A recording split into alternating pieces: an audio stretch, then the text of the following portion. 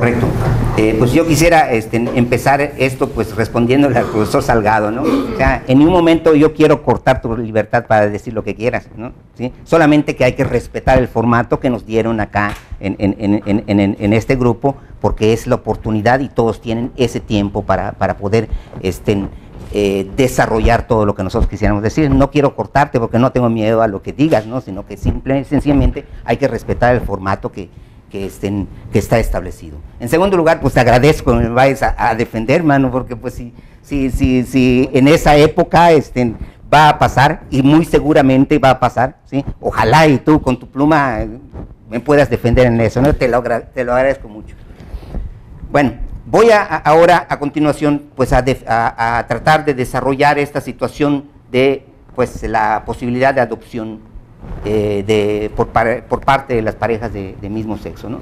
Primero que nada, pues aquí hay que plantear perfectamente bien pues que los hijos no son un derecho, ¿no? O sea, ni siquiera un deseo, ni un capricho, ni nada, ¿no? O sea, los hijos, ¿sí? O sea, el derecho en realidad es el de los hijos a tener un padre y una madre. ¿Y por qué tienen ese derecho? Porque simple y sencillamente nacieron de un padre y una madre.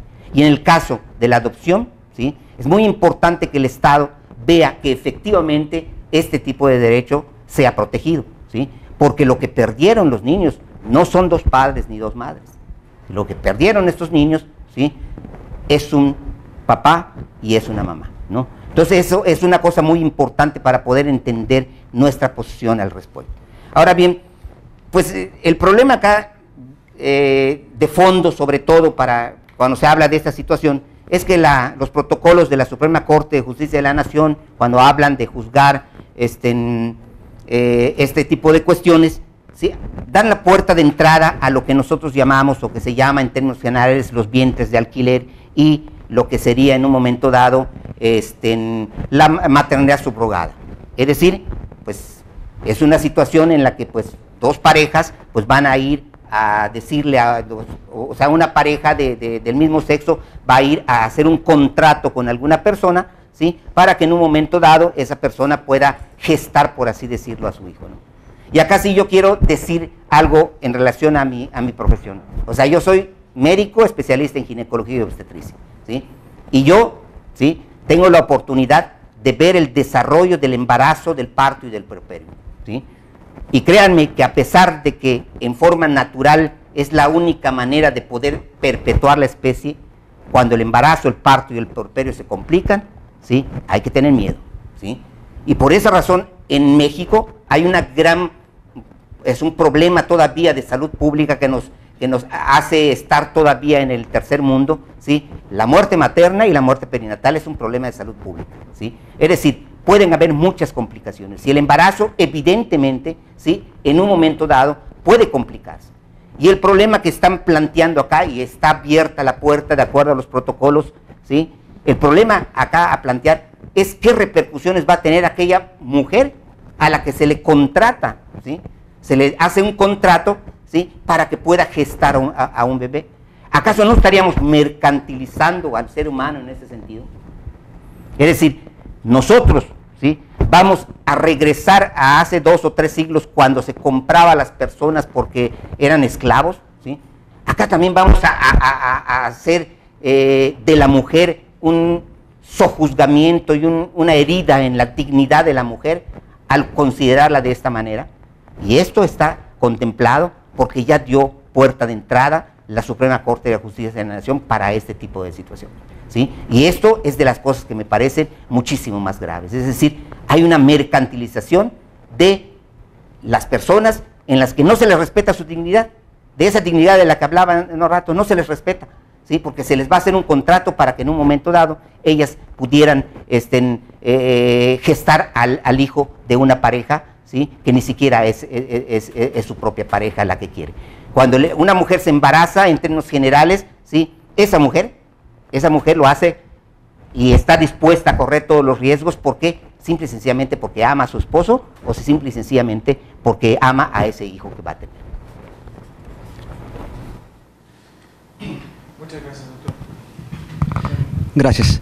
A mí me gustaría empezar esta intervención leyendo textualmente un fragmento de un discurso público de un personaje conocido en el centro del país, de hace unos días.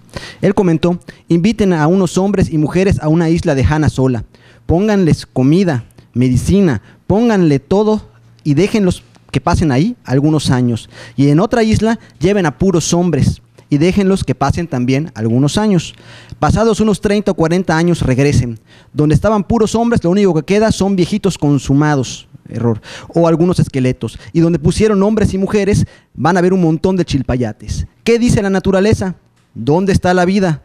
La naturaleza habla. La humanidad siempre ha creído en el matrimonio.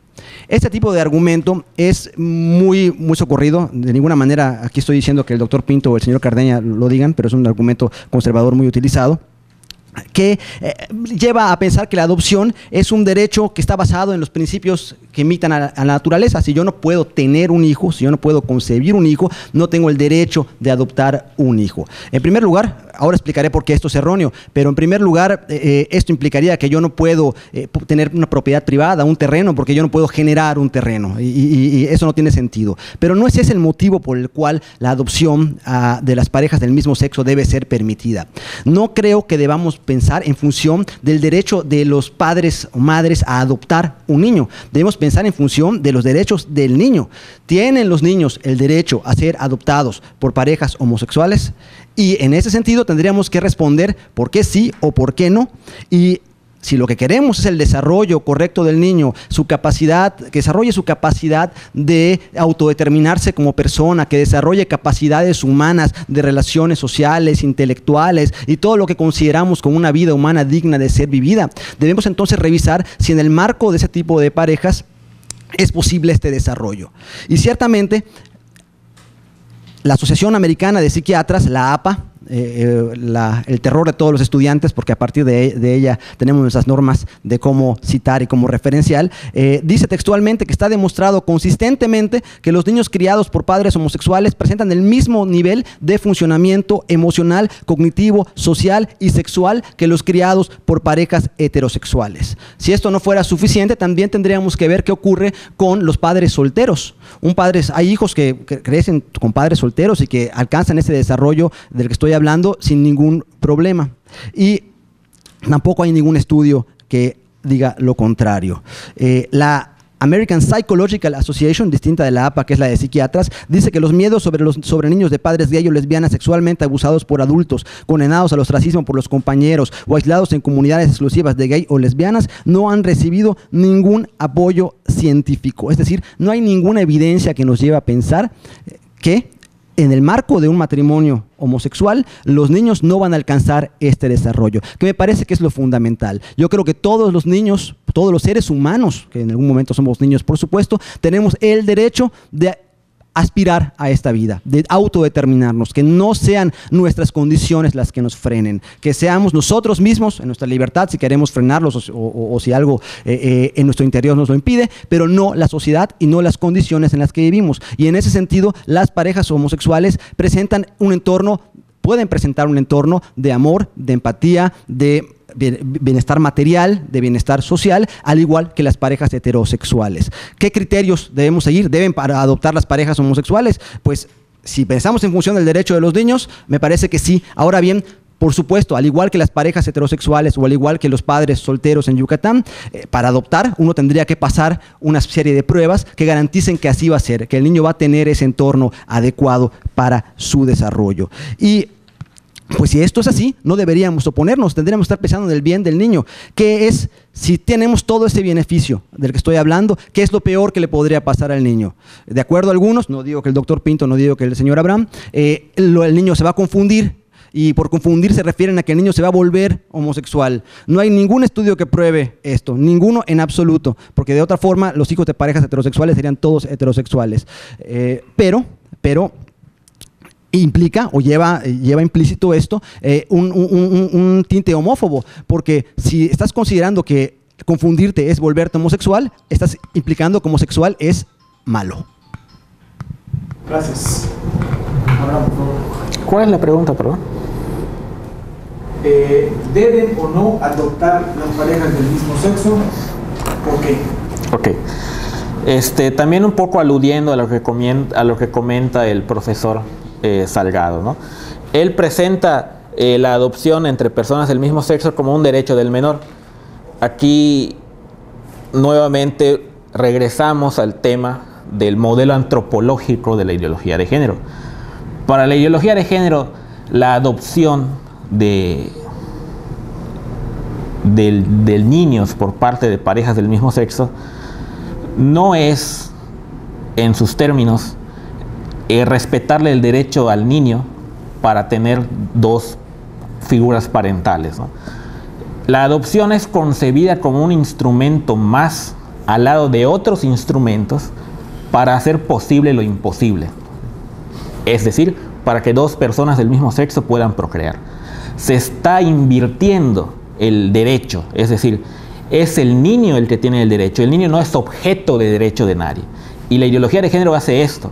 ¿Por qué? Porque a la ideología de género le interesa subvertir el único dogma que se puede decir que yo tengo, que es todos nacemos de un hombre y de una mujer. Es mi único dogma. Si usted lo cuestiona, yo entro en otras cuestiones, entro en crisis. Y seguramente también la audiencia va a entrar en crisis, ¿no? En ese sentido, frente a el protocolo del que he hablado, protocolo, reitero, para juzgar casos que involucren la orientación sexual o la identidad de género, señala: por último, es necesario garantizar que las personas LGBT no sean discriminadas en el acceso a otras vías para fundar una familia. En la actualidad, las parejas del mismo sexo no pueden tener un hijo que sea producto genético de la pareja. Por esta razón, tienen que acudir a otros medios para constituir un vínculo filial con un niño o con una niña. Puede darse el caso de dos hombres que, utilizando el material genético de uno, pactan una relación con una mujer para que ésta les done su óvulo o les ayude con la gestación, o ambos. La situación que esta pareja podría encontrar es similar a la anterior: que la mujer que gestó o donó su óvulo no se convierta en la madre del bebé y que el padre cuyo material genético no fue utilizado sí lo sea. Sigo citando. Este derecho no es conceptualmente referible a un derecho de ejercicio colectivo. No se tiene que ejercer en pareja. Es decir, aquí el derecho a fundar una familia se separa, se desvincula de la realidad del ser humano, se manipula el patrimonio genético y yo ni siquiera tengo que relacionarme con otro individuo para que pueda tener hijos. La Suprema Corte de Justicia de la Nación está ingresando una serie de criterios que lo que permiten es cuestionar mi dogma. No sé si el dogma, seguramente también de mucha gente. ¿Y en qué situación se da esto también? Aquí vemos también que la adopción no es, como se quiere pintar, una solución para la situación de orfandad de los menores. No, esa es solamente la propaganda, es solamente la carátula. El verdadero debate es que el modelo antropológico de la ideología de género está utilizando la adopción para ponerlo como un instrumento igualador frente a la naturaleza que discrimina al ser humano, que es injusta con el ser humano porque no le permite, no la ley, no el Estado, no nosotros, no Unión por la Familia, sino que la naturaleza discriminadora no permite que un hombre y que dos personas del mismo sexo, puedan tener hijos. Esto es discriminatorio y hay que arreglarlo con la técnica. Y solamente planteando esto, podemos vislumbrar la cantidad de cuestiones éticas que se involucran. ¿Qué derecho tenemos nosotros de privar anticipadamente a un niño de su identidad genética? ¿Qué derecho tiene una ideología de hacerlo?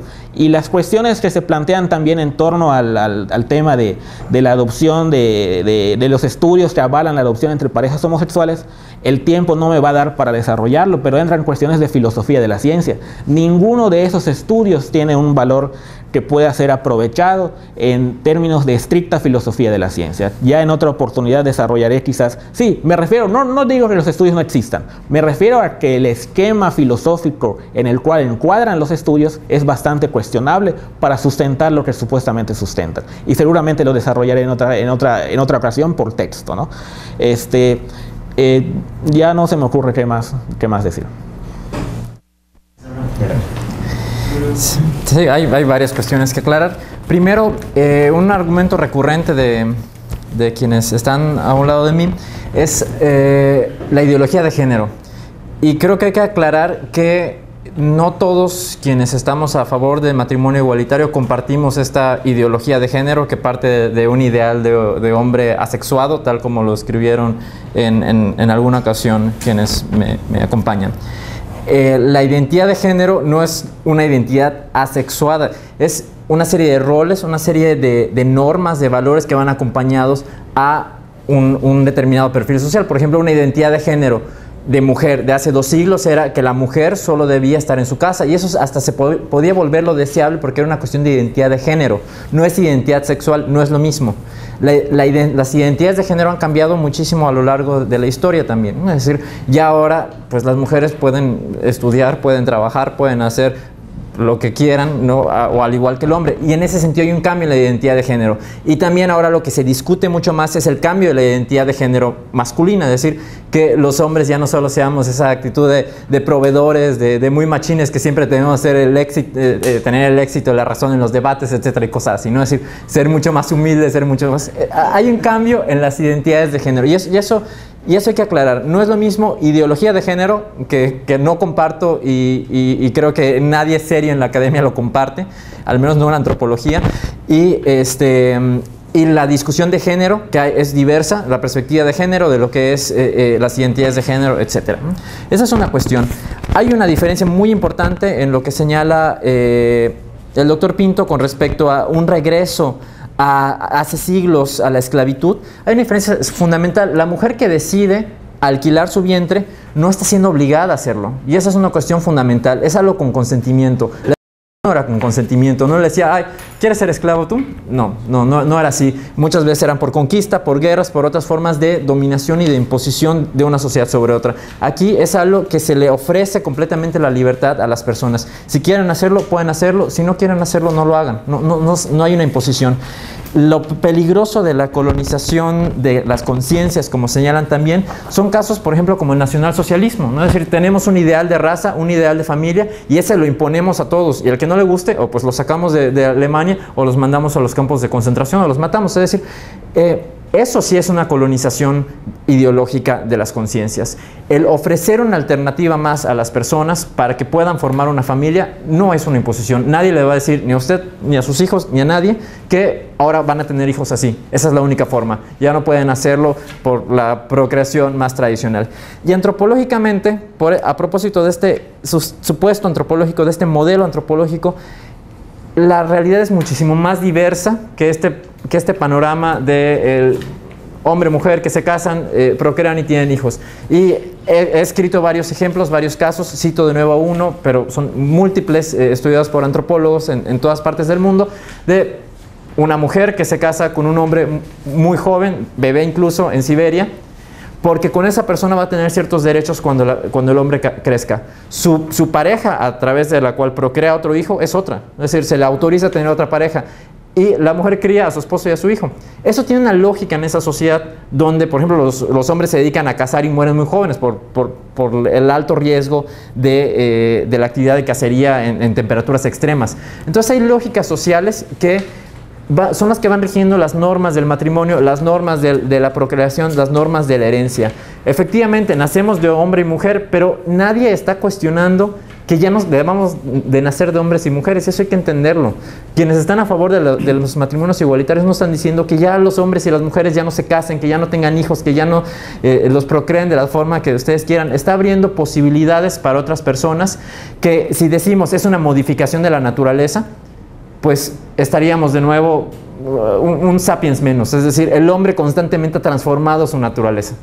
Entonces, y yo insisto, en tanto que no se violen derechos de los demás y no se provoque sufrimiento, podemos seguir cambiando. Gracias, Rodrigo. Pasamos a la cuarta pregunta. Es más bien un planteamiento. Es decir, hay una realidad